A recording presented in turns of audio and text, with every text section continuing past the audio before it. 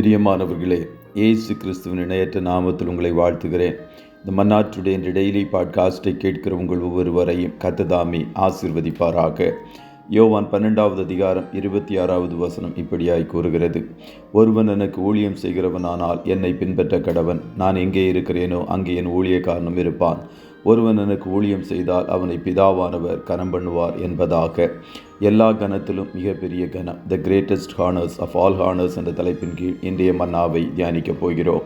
இயேசு ஊழியம் கொள்ள வரவில்லை, ஊழியம் செய்ய வந்தார். சீஷர்கள் தன்னுடைய கால்களை எப்படி கழுவ வேண்டும் என்று போதிக்கவில்லை, மாறாக இயேசு சீஷர்களின் கால்களை கழுவி தாழ்மையை கற்றுக் கொடுத்தார். கர்த்தருடைய ஊழியம் என்பது கட்டாயமான சேவை அல்ல, மன விருப்பமான சேவை.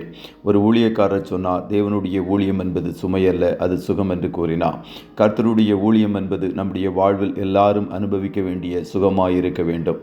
ஒருபுறம் கர்த்தருடைய ஊழியத்தை செய்தால் கனம் கிடைக்கும், மறுபுறம் கர்த்தருடைய ஊழியத்தை அசதியாய் செய்தால் சாபம் வரும் என்று வேதம் எச்சரிக்கிறது. சிறிதானதோ பெரிதானதோ கர்த்தருடைய ஊழியத்தை அசதியாய் செய்யக்கூடாது. இழிவான ஆதாயத்திற்காக கர்த்தருடைய ஊழியத்தை செய்யக்கூடாது. உற்சாகமான சேவையாக கர்த்தருடைய ஊழியத்தை செய்ய வேண்டும். சுயலாபத்திற்காக கர்த்தருடைய ஊழியத்தை செய்யக்கூடாது. மக்களுடைய பாராட்டுகளை பெற வேண்டும் என்று ஊழியம் செய்யக்கூடாது. மக்கள் கைதட்ட வேண்டும், விசிலடிக்க வேண்டும் என்று எதிர்பார்த்து ஊழியம் செய்யக்கூடாது. ஊழியம் செய்பவர்கள் தற்புகழ்ச்சியை நாடுகிறவர்களாய் காணப்படக்கூடாது.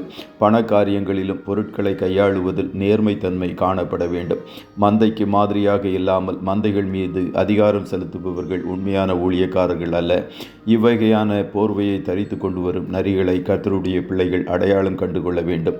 இயேசு திரளான ஜனங்களை கண்டபொழுது அவர்கள் மேய்ப்பனில்லாத ஆடுகளைப் போல தொய்ந்து போனவர்களும் சிதறப்பட்டவர்களுமாயிருந்தபடியால் அவர்கள் மேல் மனதுருகினார் என்று மத்தேயு 9:36வது வசனம் கூறுகிறது. இந்த உலகத்தில் கனமான வேலைகள் என்று பல வேலைகளை சொல்லுவார்கள். கலெக்டர் வேலைதான் பெரிய வேலை என்று சொல்லுவார்கள். சிலர் மருத்துவ வேலைதான் பெரிய வேலை என்று சொல்லுவார்கள். சிலர் பொறியியல் வேலைதான் பெரிய வேலை என்று சொல்லுவார்கள். சிலர் ஆசிரியர் வேலைதான் பெரிய வேலை என்று சொல்லுவார்கள். நெகேமியாவிடம் எந்த வேலை பெரிய வேலை என்று கேட்டால் அவன் சொல்லுவது கர்த்தருடைய வேலைதான் பெரிய வேலை என்று சொல்லுவான்.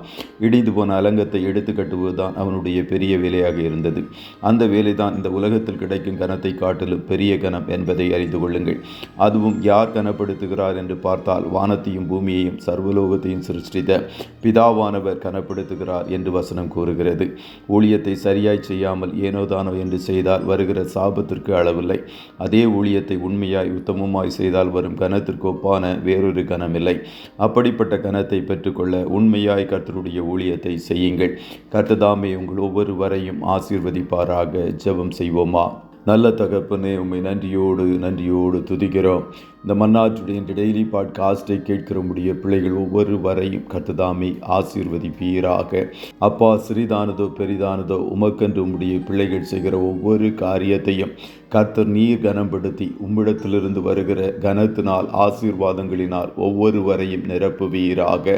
நல்லது, உண்மையும் முத்தமுள்ள ஊழியக்காரனே என்று அழைக்க தகுதியுடையவர்களாய் நாங்கள் அத்தனை பேரும் மாறுவதற்கு கர்த்ததாமே உதவி புரியும் என்று சொல்லி ஜெபிக்கிறோம். இன்றைய தினம் உம்முடைய பிள்ளைகள் கையிடுகிற வேலைகளை ஆசீர்வதியும்.